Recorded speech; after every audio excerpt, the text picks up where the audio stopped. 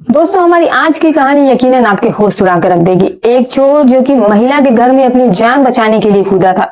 जब विधवा महिला जो होती है जब उसे पकड़ लेती है और फिर जब वो उसके सामने एक ऐसी डिमांड रखती थी कि जब आप सुनेंगे तो आपके भी पैरों तले जमीन खिसक जाएगी। बहुत ही रोचक और ज्ञानवर्धक कहानी है, तो दोस्तों अंत तक इस कहानी को जरूर सुनिएगा।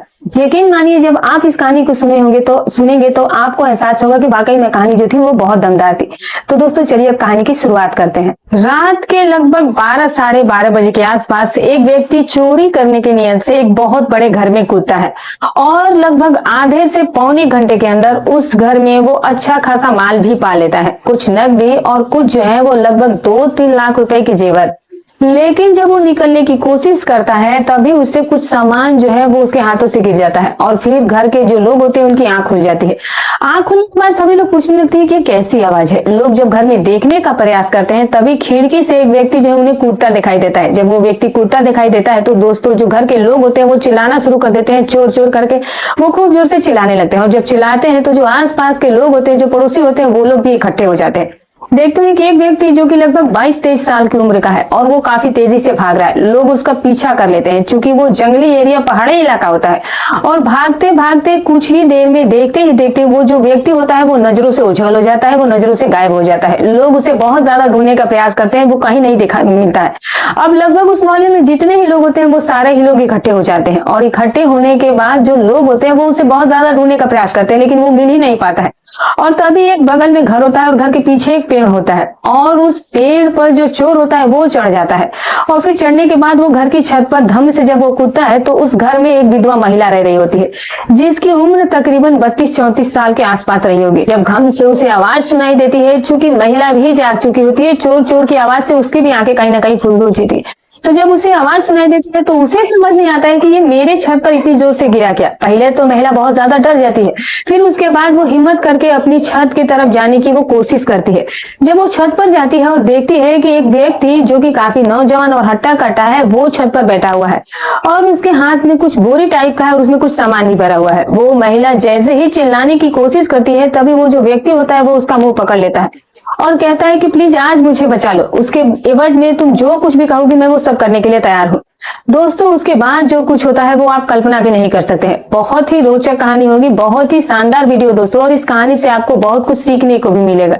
तो आप वीडियो को अंत तक जरूर देखिएगा। जो नए दर्शक हैं जिन्होंने अभी तक चैनल को सब्सक्राइब नहीं किया तो चैनल को सब्सक्राइब कर लीजिएगा और वीडियो कहाँ से देख रहे हैं ये भी कमेंट करके बताइएगा। तो दोस्तों अगर आपको हमारी वीडियो पसंद है तो लाइक जरूर कर दीजिएगा दोस्तों। तो चलिए दोस्तों आज की सच्ची घटना की शुरुआत करते हैं। तो दोस्तों हमारी आज की जो सच्ची घटना मैं आपके लिए लेकर के आई हूँ, ये घटना जो है वो देहरादून की है। यहीं पर एक रहने वाला व्यक्ति होता है जिसकी उम्र 22-23 साल के आसपास होती है। नाम जिसका कबीर होता है। पेशे से वो लड़का जो था वो चोर नहीं था, दरअसल इसकी एक गर्लफ्रेंड होती है और गर्लफ्रेंड को खुश रखने के चक्कर में जो लड़का है वो चोरी करने लगता है। इसकी जो गर्लफ्रेंड होती है वो आए दिन इससे हमेशा नए नए डिमांड करती थी कि मुझे कहीं कपड़े चाहिए, कभी मुझे पैसे चाहिए, मुझे महंगे फोन चाहिए। अब इसके पास कमाने का कोई जरिया नहीं था क्योंकि ये बेरोजगार लड़का था और अभी वो पढ़ाई करके मुश्किल से ही अपनी पढ़ाई पूरी की थी और पढ़ाई के दौरान उसे दोस्ती हो जाती है और उससे प्रेम एक लड़की से हो जाता है। अब वो गर्लफ्रेंड की डिमांड पूरी करने के लिए वो कुछ भी करने को तैयार था क्योंकि कबीर अपनी गर्लफ्रेंड से बेहद प्यार करता था। कबीर इतना ना समझ था कि उसकी गर्लफ्रेंड उससे आए दिन नए नए डिमांड करती थी और तभी भी उसको समझ में नहीं आता था कि जो उसकी प्रेमिका है शायद वो उसे यूज कर रही है या फिर वो उससे अगर प्रेम करती है तो उसे ऐसे क्यों व्यवहार करती है। इन दोनों के बीच में जो फर्क था वो उस फर्क को समझ ही नहीं पा रहा था। वो उसकी जरूरत को पूरा करने के लिए हर संभव प्रयास करता था। कभी दोस्त से उधार लेता तो कभी घर से पैसे ले आता। घर की भी माली हालत अच्छी नहीं थी। उसके पिता की एक छोटी सी दुकान थी और उसकी माँ जो थी वो एक हाउस वाइफ थी और 3 बहनें थी। माली हालत उसकी देख करके समझ में नहीं आता, लेकिन कहते हैं कि प्यार अंधा होता है और जब किसी के सर पर चढ़ता है और चढ़ करके बोलने लगता है तो कुछ ऐसा ही कबीर के भी साथ हुआ था। जब तक उसके समर्थ थी वो तब तक उसकी जरूरतें पूरी करता रहा, लेकिन जब उसकी जरूरतें बहुत ही ज्यादा हमेशा बढ़ती ही जा रही थी और पैसे उसके पास अब आ नहीं रहे थे, खत्म हो चुके थे, तो अब उसे समझ में नहीं आ रहा था कि करूं तो क्या करूं। तो एक दिन वो सोचता है कि ऐसा कोई काम कर लूं कि इकट्ठा कोई पैसा आ जाए और ये जब भी जो कुछ भी मांगे मैं इसकी सारी जरूरतें भी पूरी करते रहूंगा और जब शादी हो जाएगी तब देखूंगा कि इसका कैसे मैं इसके साथ रहूंगा। इसी नियत से वो लगभग 5 किलोमीटर की दूरी पर जाता है। रात के लगभग 12:30 बजे का वक्त होता है और एक आलीशान बंगला होता है। क्योंकि पहाड़ी इलाकों में अक्सर जो घर होते हैं दोस्तों, वो पेड़ पौधे तो वहां पर होते ही हैं।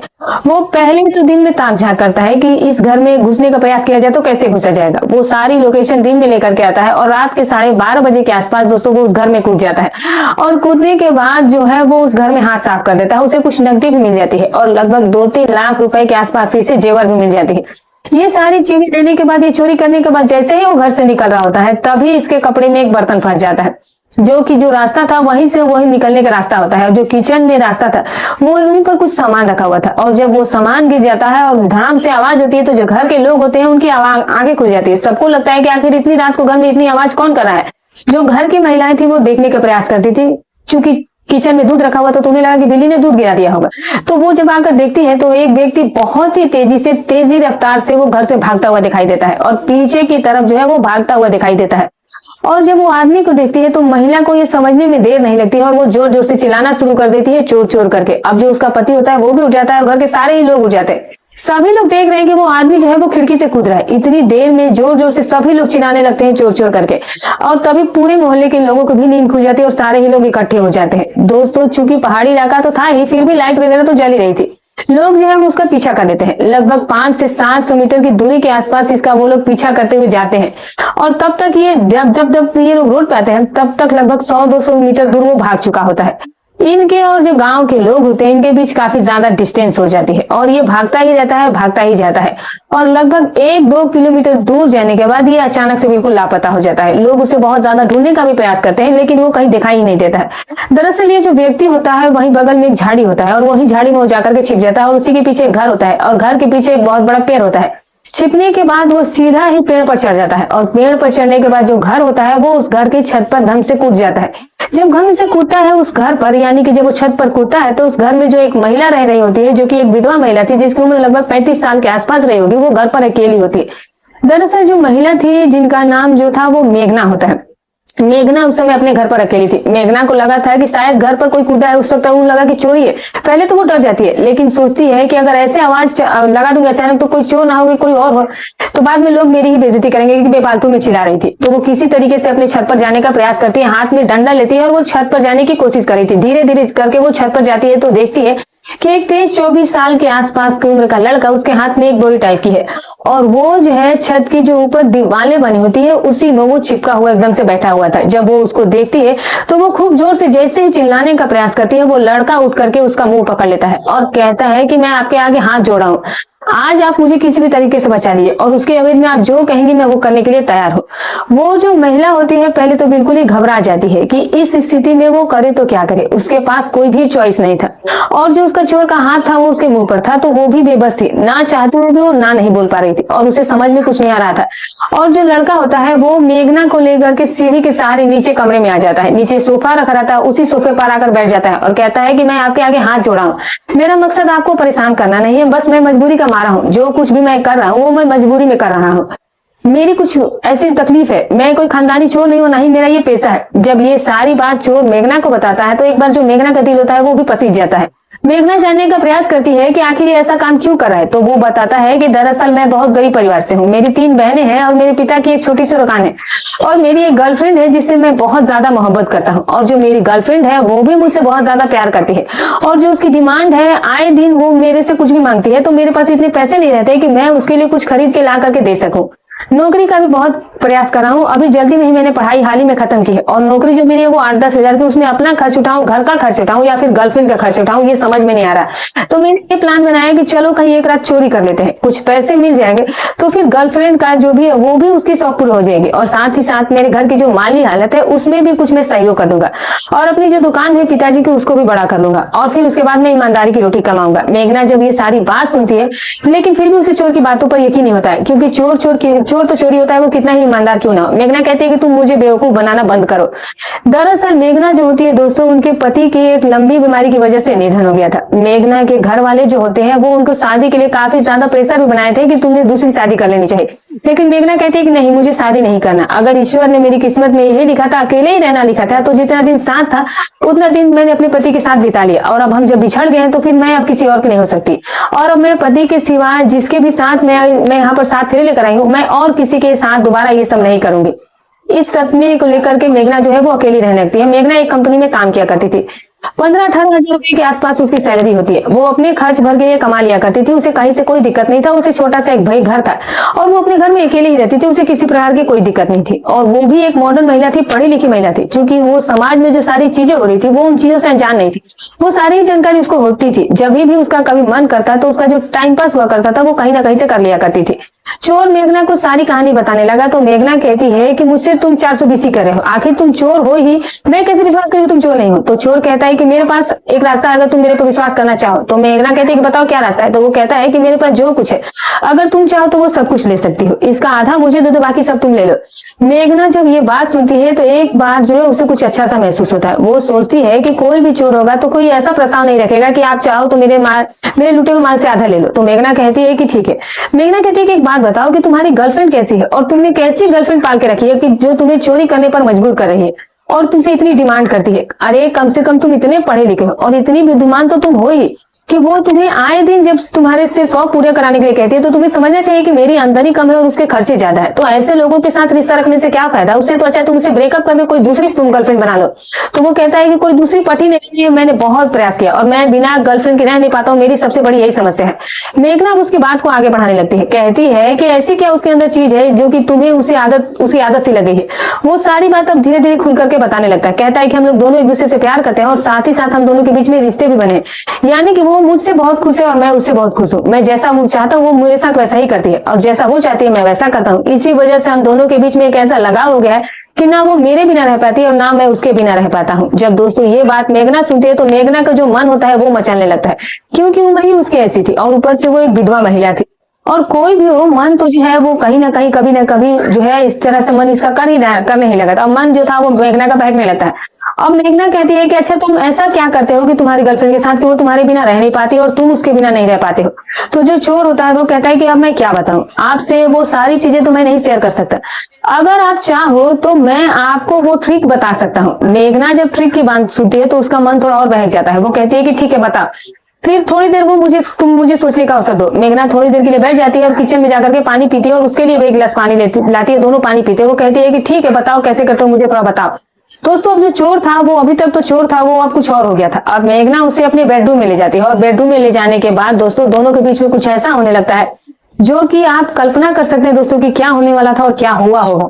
अब मेघना और जो चोर होते हैं वो दोनों एक दूसरे के साथ जो है वो संबंध बना लेते हैं। अब जो चोर था जैसा जैसा वो अपनी गर्लफ्रेंड के साथ करता था वैसा वो मेघना के साथ, और जैसे जैसे उसका गर्लफ्रेंड उसके साथ करती थी वो मेघना को बताता और मेघना भी उसके साथ करने लगी। लगभग 1 घंटे तक ये सिलसिला चलता रहा। उस दिन मेघना को एक अजीब सी अनुभूति मिली थी। उसका जो मन था जो कि बहुत दिनों से व्याकुल था वो बहुत ही शांत हो जाता है। जब दोनों शांत हो जाते हैं और शांत होने के बाद जो चोर होता है वो मेघना से कहता है कि अब बताइए आपको कैसा लगा। तो मेघना कहती है कि सच में बहुत अच्छा लगा, मैंने जीवन में कभी ऐसा सुख नहीं पाया था, ना तो मुझे सुख ऐसा पति से मिला था और ना ही 1-2 महीने बाद कहीं ट्राई भी किया तो मुझे वहां से वैसा सुख नहीं मिला। वाकई में तुम बहुत ही कमाल के लड़के हो। दोस्तों अब जो मेघना थी और जो चोर था वो चोर अपनी जो जेवर जो उसने लूट कर ले आए थे जो वो आधा देने के लिए तैयार हो गया था। तो मेघना कहती है कि मुझे तुम्हारे जेवर और पैसे नहीं चाहिए, लेकिन मेरी एक शर्त है, अगर तुम मेरे शर्त के हिसाब से काम नहीं करोगे तो मैं अभी सभी को चिल्ला करके तुम्हें पकड़वा दूंगी। तो वो जो लड़का होता है यानी जो चोर बनकर आया था जो कभी रहता वो कहते बताइए ना क्या करो। तो वो कहती है कि तुम बहुत कमाल के लड़के हो, वाकई में तुम अपनी गर्लफ्रेंड को इतना खुश कर सकते हो, मुझे भी खुश कर सकते हो। तो मैं चाहती हूँ कि तुम जो है वो मुझे हमेशा जब भी मुझे तुम्हारी जरूरत पड़ी तुम अपना नंबर दे करके जाओ और मैं तुमसे कांटेक्ट में रहूंगी। जब मैं तुम्हें फोन करूंगी तो तुम्हें मेरे घर आना होगा और फिर तुम्हें मेरे साथ वक्त बिताना होगा। दोस्तों यहीं से उस विधवा की और चोर की प्रेम कहानी की जो है शुरुआत हो जाती है। अब दोनों एक दूसरे के रिलेशन में आ जाते हैं। मेघना कहती है कि इसके साथ एक और शर्त भी है कि जो तुम्हारी गर्लफ्रेंड है वो सब कुछ मैं तुम्हारे साथ करूंगी, लेकिन तुम अपनी गर्लफ्रेंड को छोड़ दो, वरना तुम्हारी गर्लफ्रेंड तुम्हें एक दिन ऐसे ही अपराध की तरह बढ़ा देगी और फिर तुम कहीं किसी दिन ऐसी जगह पर फंस जाओगे कि तुम्हें बचाने वाला भी कोई नहीं होगा। मेघना की ये बातें उसके दिमाग में घर कर जाती है और इस दिन से वो संकल्प लेता है। मेघना के सामने वो कसम खाता है कि मैं आज के बाद कोई गलत काम नहीं करूंगा और साथ ही साथ मैं अपनी गर्लफ्रेंड से भी ब्रेकअप कर लूंगा अगर तुम मेरा साथ दो तो वो कहती है कि ठीक है मैं तुम्हारे साथ देने के लिए तैयार ही हूँ, मैं तो चाहती हूँ कि तुम गलत रास्ते पर बिल्कुल मत जाओ, वरना तुम्हारी उम्र क्या है, तुम अभी से ही भटक जाओगे। यहीं से ये कबीर जो है वो अपनी गर्लफ्रेंड का साथ छोड़ देता है और मेघना के साथ सेटल हो जाता है। अब मेघना अक्सर जो है वो कबीर को अपने घर पर बुला लिया करती थी और दोनों के बीच में रिश्ते बन रहे थे। ये सिलसिला लगभग 6 से 7 महीने तक चलता रहा। अब इसी बीच जो मेघना थी वो वाकई में कबीर की दीवानी हो गई थी। उसके मन में ये ख्याल आता है कि क्यों ना मुझे कबीर के साथ ही शादी कर लेनी चाहिए। एक दिन वो कबीर से कहती है कि कबीर आखिर ऐसे कब तक चलता रहेगा, मैं एक प्रस्ताव रखूं, अगर तुम्हें कोई बुरा ना लगे, आपत्ति ना हो। तो वो कहता है कि रखो। तो वो कहती है कि मैं थोड़े बहुत पैसे भी कमा लेती हूँ, लगभग 17-20 हजार रुपए मैं कमा लेती हूँ, अपने घर के खर्चे के लिए तो मैं पर्याप्त कमा लेती हूँ, और मैं चाहूंगी तो तुम्हें एक छोटा सा कोई व्यवसाय भी करवा दूंगी, तुम अच्छा सा धंधा भी कर लोगे, और फिर हम लोग दोनों शादी कर ले तो इसमें क्या बुराई है। एक बार तो कबीर ये बात सुनकर हैरान हो जाता है कि ये विधवा, ऊपर से ये उम्र में 10-12 साल भी बड़ी है, इसके साथ शादी करना। तो वो कहती है कि सोच लो, मेरे पास वैसे भी बहुत प्रॉपर्टी है और मैं प्रॉपर्टी की वजह से शादी नहीं की। जिसके साथ मेरी शादी हुई थी ये घर भी उसी का है, और उसके बाकी और सारे भी घर है। तुम्हारी जिंदगी पूरी तरह से बदल जाएगी, और साथ ही साथ मेरी भी जिंदगी में बदलाव आ जाएगा, मुझे भी एक सहारा मिल जाएगा। कबीर जब प्रॉपर्टी की बात सुनता है तो उसके मन में लालच आ जाती है। तो वो कहता है कि ठीक है, फिर मैं तुम्हें सोच करके 2 दिन के अंदर बताऊंगा। कबीर और उनके बीच उस दिन सब कुछ होता है। फिर कबीर वहां से अपने घर ला जाता है, और घर में वो जाकर सोचता है, रात भर उसे नींद नहीं आता है। वो सोचता है कि मैं तो रातों रात करोड़पति बन जाऊंगा सिर्फ एक महिला की बदौलत। वो अगले दिन अपनी जो प्रेमिका होती है, यानी कि जो मेघना होती है, वो मेघना के पास जाता है, कहता है कि ठीक है, फिर मैं शादी करने के लिए तैयार हूँ, लेकिन जो भी प्रॉपर्टी तुम्हारे नाम है उसमें जो है मैं 50-50 का पार्टनर रहूंगा। कल को तुम अगर मुझसे मुकर गई तो मेघना कहती है कि मैं तुमसे क्यों मुकरूंगी, तुम वाकई में मेरे लिए परफेक्ट हो, मुझे तो तुमसे अपार खुशी मिली है, भला मैं तुम्हें क्यों छोड़ूंगी, नहीं तो मैं तुमसे शादी करने के लिए क्यों कहती। मेरे घर वाले मुझे शादी के लिए बहुत प्रेशर बना रहे थे, लेकिन मैंने मना कर दिया था। लेकिन पता नहीं तुम्हारे अंदर ऐसा क्या है कि मैं आज इस शादी के लिए सोची हूँ, वरना शादी का ख्याल मेरे जीवन में दोबारा आता ही नहीं। मेरे पति के जाने के बाद 3-4 लोगों के साथ मैं रिश्ते में भी आई थी, लेकिन मुझे कभी ऐसा फील हुआ कि मुझे उनके साथ शादी करनी चाहिए। वाकई में तुम्हारे अंदर कुछ ऐसा है, इसीलिए तो मैंने तुम्हारे सामने ये प्रपोजल रखा है। जीवन में तुम्हें कभी इस बात का एहसास नहीं हुआ कि तुम मेरे पति नहीं हो, ना तो तुम्हें प्रॉपर्टी की कभी दिक्कत होगी और ना ही पैसे की। अब दोस्तों, ये जो कबीर और मेघना होते हैं, ये दोनों मंदिर में जाते हैं, पहले शादी करते हैं और फिर कोर्ट पहुंचते हैं और कोर्ट मैरिज कर लेते हैं, और यहीं से दोनों जो है वो पति पत्नी की तरह रहने लगते हैं। लगभग 6 महीने का वक्त गुजर जाता है। 6 महीने के बाद मेघना एक दिन इसे कहती है कि तुम्हें कोई दिक्कत ना हो तो हम लोग चलकर जो प्रॉपर्टी है उसमें 50-50 का पार्टनरशिप कर लेते हैं, तुम्हारा भी नाम ऐड करवा देती हूँ, मेरा तो नाम पहले से ही है। कबीर कहता है कि ठीक है। अब कबीर जो है वो मेघना के साथ जाता है तहसील में, और जो सारी फॉर्मेलिटीज होती है प्रॉपर्टीज की वो सब करवाता है, और करवाने के बाद दोनों जो है वो प्रॉपर्टी में बराबर के हिस्सेदार बन गए थे।